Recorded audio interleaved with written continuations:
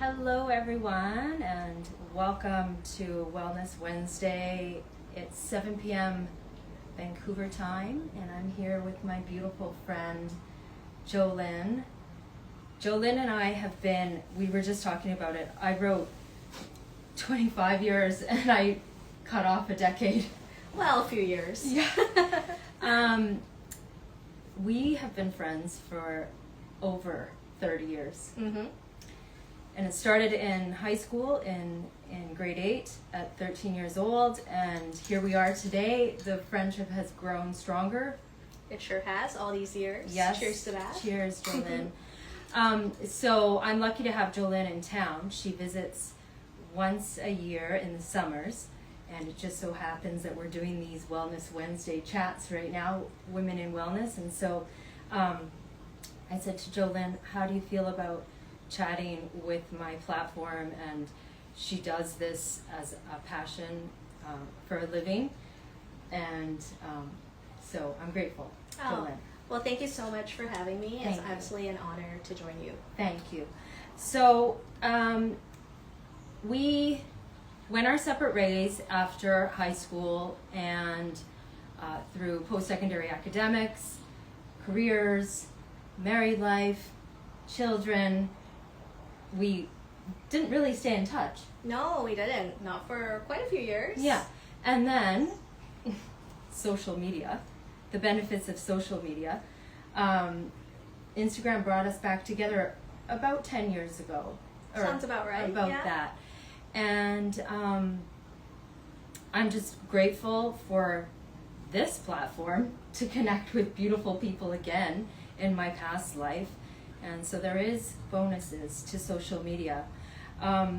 Jo-lynn is a dynamic digital product manager, and she has used this advocacy in global platforms in Amsterdam, Yes. just past April in Bangkok. Yes.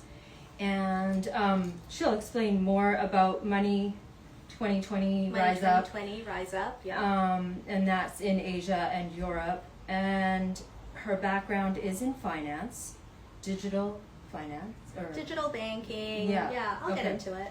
Perfect. So, everyone, I'm not going to talk too much, as I said last week with Claire. I'm here to learn and listen from you, Jo-lynn, and I admire this woman, her resilience through what she's about to share, her perseverance as a mom and a woman, and the story that she is about to share is very real, very tragic, and she turned it around and is living every day through it. 2 teenage boys to show up to every day. And from when I met Jo-lynn, she was always a determined, disciplined, committed, and loyal person, and that hasn't changed. That has only carried her through what she has had to face. So, It's quite the welcome. intro, Natasha. It's the facts. So this is my beautiful friend Jo-lynn. Well, thank you so much for having me. Maybe as a quick intro, a little bit about myself. Like Natasha said, I'm a digital product manager, building mostly products in finance, so digital banking, payments, money movements. The world of finance interests me, to a great deal. My career background has always been in the digital transformation space. Mm-hmm. So early in my career, I was working with the early days of cable, when cable was moving over to IPTV, like a pure digital. Then I spent a few years in digital marketing, both at an agency setting and then for a software as a service firm that built their own digital products. Right. And at around 2014, 2015, my husband had the opportunity to move to Singapore for work. And, that was like uprooting our life here in Vancouver. We were very comfortable. Our 2 sons at the time were pretty young. They were must have been about 2 and 7. So it was sort of this wild card of an adventure. And, I sort of said, okay, sure, we'll do it for 2 years. So that brought us to Southeast Asia and Singapore, and where I ended up, staying for 5 years. But during our time in Singapore, while it was wonderful in many ways, there was also tragedy and sadness in the sense of my husband very unexpectedly passed away in 2017, in late 2017. And he, there was no illness leading up to it. It was truly very sudden. It happened when he was on a business trip in Tokyo. So there's a lot of craziness and logistics around an experience like that. I think, we could probably spend a half hour talking about that whole experience in and of itself. But, through that experience, it's sort of Wellness Wednesday, right? We're here to talk about that. But the grief journey, the financial wellness journey, I think the shock, those are all aspects of wellness and I guess my journey to this point. Yeah, and not just spouse, married life, 2 little kids. Yeah, spouse, married life. So I guess, maybe to set the stage or to sort of underscore, we had moved to Singapore for his career. I was not working, or I had moved to Singapore with the idea that I may not work because, we were on visas, and I was told at the time that it might not be possible for me to get a visa to work. So I had gone into this experience thinking it might be 2 years where I'm a stay-at-home mom, and I was okay with that.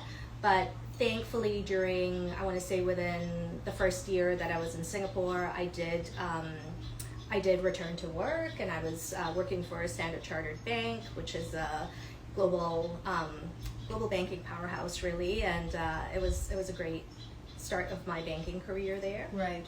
Okay. And so, that is already a lot. A lot. And through this situation, Jo-lynn, now you have to make decisions.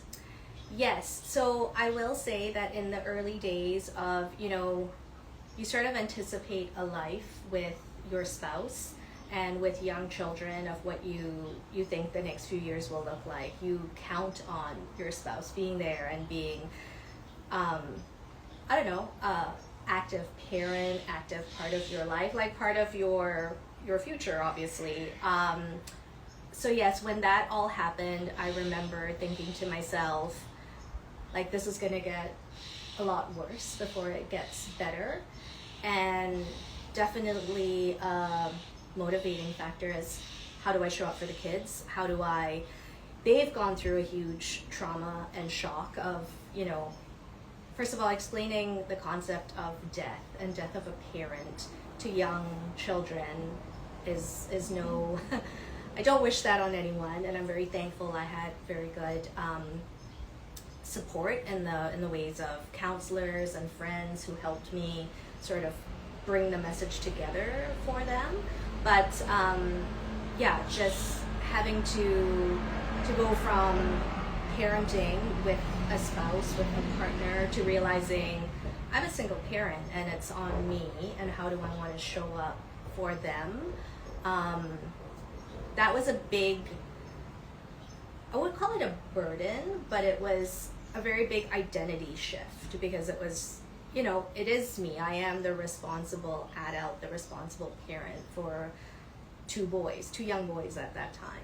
And it's an unfamiliar area that suddenly you have to take on. Yes, very much so. It was just sort of like, so I'll tell you, sort of like real talk, please. When it comes to the financial sort of wellness side of things. So things like a will. My husband didn't have a will. He passed away at the age 38. So, that's not, it's one of those things I think all of us know we have to do, we should do. It's on the back of our mind and, the bottom of the to-do list. But honestly, no will. So that's, get a will done, people. Like, honestly, Thank you for saying that. Yeah, just, have your papers in order. Then there was, I guess in my case, the added complexity of because he had passed away in a different country. There was a lot of paperwork around that. Right. But then also when it came to the finances, so ironically, I was working in digital banking for a major bank, but I did not actually know a lot about our own personal finances. Which I'll interrupt that Yeah. part. Like, I think that when you are the stay-at-home parent, that's just a trust Sure. situation. Yeah. And since I've known of Jo-lynn's circumstance, it wakes you up to being the stay-at-home parent, and getting a little on top of things more for yourself. You just don't know what is going to happen. Yeah, I mean, it's just empowering yourself with knowledge, because should you ever find yourself in any type of a situation where you need to make financial decisions, or you need to understand sort of the accounts and all of that, where to look, Right. sort of what all the passwords are. I honestly did not know. I knew my husband's ATM card password, and that was a lifesaver, because that's how I was able to stay afloat for a little while, without actually, going to the bank and being like, my husband has passed away, because we were in the process of getting the death certificate and all of those Right. logistics together. But when it came to things like investment accounts, I had no idea. I was just like, I think we have stuff, I don't know where it is. I think we have savings, I don't know where they are. So I would just, I think my message is for all the women watching, you never know what's around the corner. It's just being prepared. Like I said, empowering yourself with the knowledge, so that should anything happen, you have access to the accounts, you know where to look, you know who to reach out to, whether it's a financial planner or someone at the bank who takes care of you and your family. Very strong point.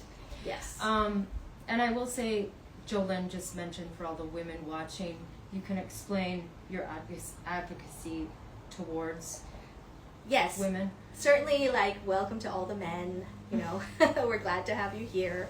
But I think throughout my career in fintech and banking, it has been a passion of mine to sort of amplify, women at the leadership table, making sure that the table's long enough for and there's space for women's voices and women's perspective to be seen and heard. So that's something that is near and dear to my heart. And through the years, I've been really involved with organizations like, Money 2020 is a global conference, but they run specialized programs at each of their conferences called RiseUp. And I was really, privileged to have been accepted into the RiseUp program.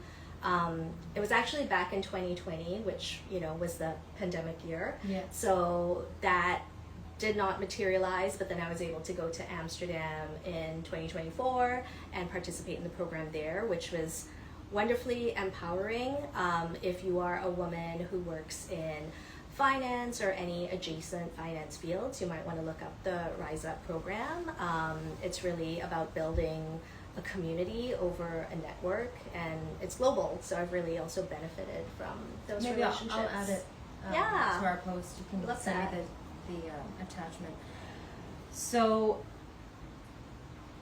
Jo-lynn is here and still going through this,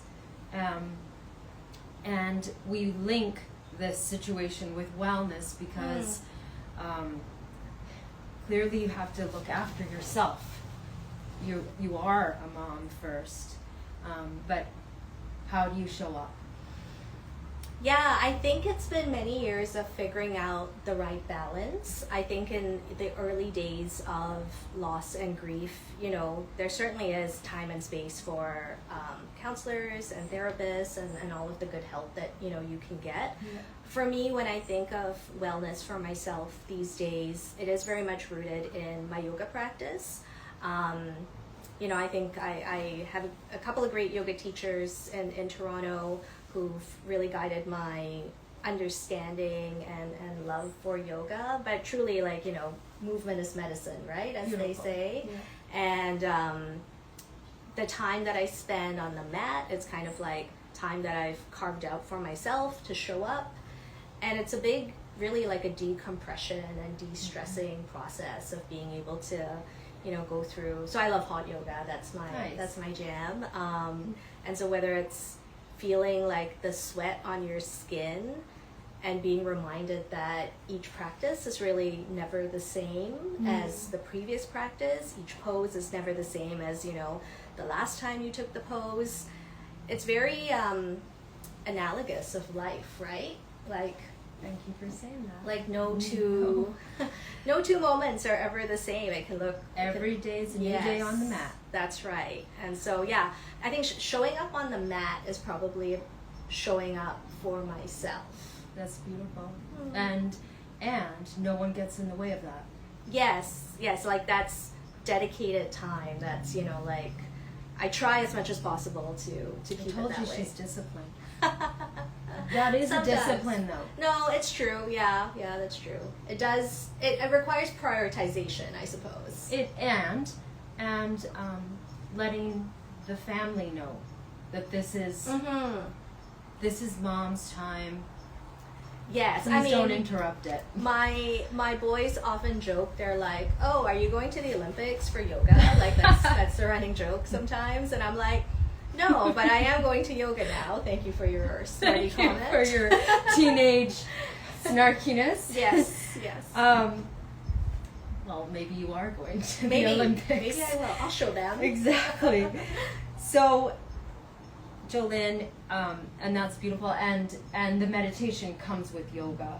Yes, the one breath at a time, and you know, I think the idea or mantra of one breath at a time, I'll tell you, it's really like helped me through long flights too. Yeah. Right? Because in the moment when you're uncomfortable about anything, whether it's grief, whether you're stuck on a super long flight, anxiety, it's really just reminding yourself that it's this breath and the next and the next, and that's all it is. And you know, like it helps me zen out anyway. Beautiful. Okay, so here we are now with this beautiful practice that you've incorporated. You're a single mom running a ship with 2 teenage boys. What advice do you have to give to our audience on being a single parent and juggling all of it? Yeah. Oh, that's a big question. I think it's how do you say, showing up with grace for yourself and which for you do them so tremendously. Aw, thank you. I try. I guess when I say that, I mean sort of like realizing, you know, you can have the perfect idea of, in this day, I'm, you know, waking up, working my 8-9 hour job, making dinner, taking one child to sports practice, taking another child to wherever, you know, and then trying to like grocery shop or you know, do whatever errand. And sometimes it just doesn't happen. Sometimes it just falls apart, right? And so it's like, okay, kind of like pivot, what's the plan B or what absolutely needs to get done. I think that's one thing I've gotten really good at as a single mom, of just sort of like pivoting and just being like, what's critical, what top priority, exactly, and then the rest we can do it tomorrow. Exactly, yeah. And it's also being honest with my kids, my sons. I mean, they're not kids anymore, they're 17 and 12 now, so it's really just showing them that even when the best plans don't go as you hope, how you still kind of save the day or still make the best out of it. Right. And Jo-lynn was saying that as well to me just prior to this, even when you speak.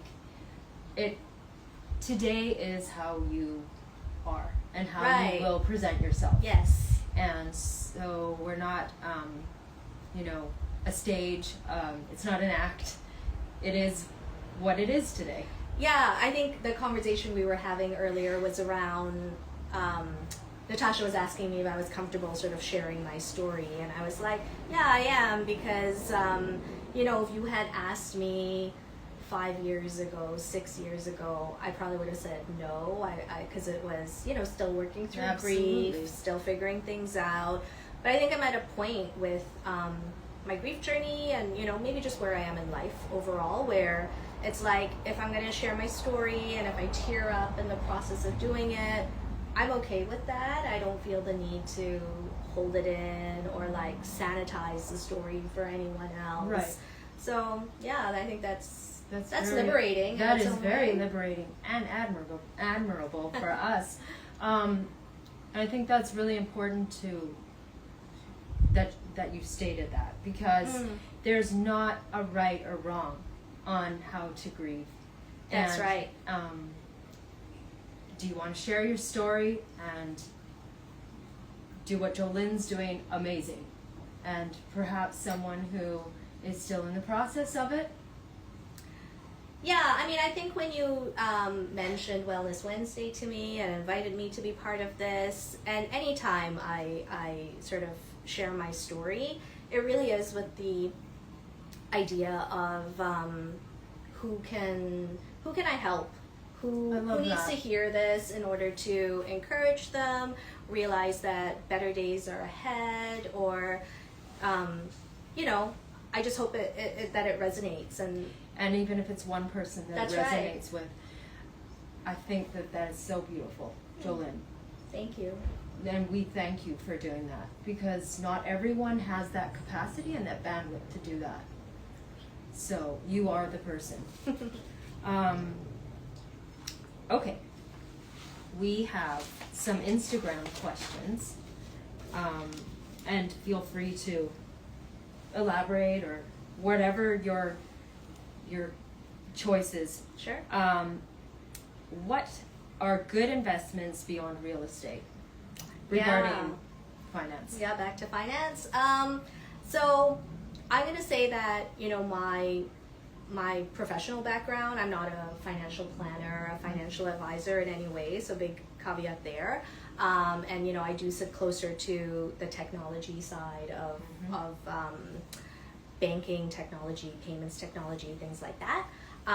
But I guess knowing what I know and based on my experiences, what are good investments, I think it depends where you are in life, what some of your goals are, you know, for your financial outlook.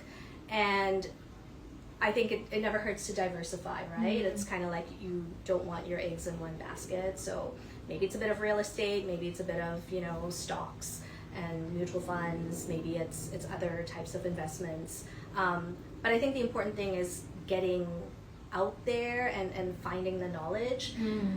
I love platforms like Elvest, and I'll send that to you so that you can share it. They are American, but there's a lot of great, how do you say, encouragement and thought leadership for women as investors, women as savers. And I think one of the biggest things we can probably do is just talking amongst our friends and normalizing that message of like, what do you invest in, you know, or like, you know, just sharing of information. It doesn't need to be numbers, but it's just like the same way we would talk about going to Pilates or, you know, new sandals that I bought. It's like, you know, let's talk about that. Yeah. So Elvest. Elvest, yeah. I'll add it to the... okay, and what advice do you give on teaching kids about investing and when to start teaching them about investing?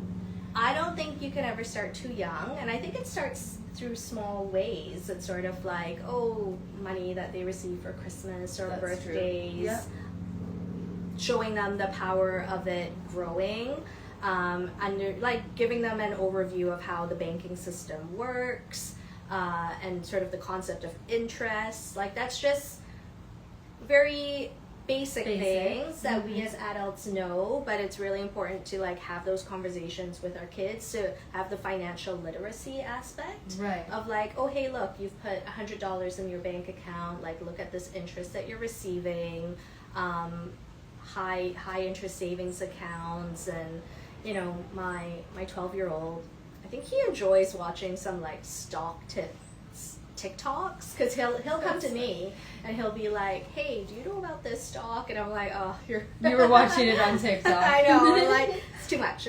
Yeah. But I don't think it's ever too early to start having those conversations. Yeah. And building it into, you know, sort of like everyday life, not just conversations, but also practice. Awesome. Yeah. Okay, everyone, do we have any more questions that we want to add? I think we're good, Jo-lynn. Yeah. Jo-lynn, you're such a pleasure. Thank you for having me. This has been great. Honestly. And thank you, everyone, for joining these Wellness Wednesdays. It's just evolving organically, and I keep having friends show up in town.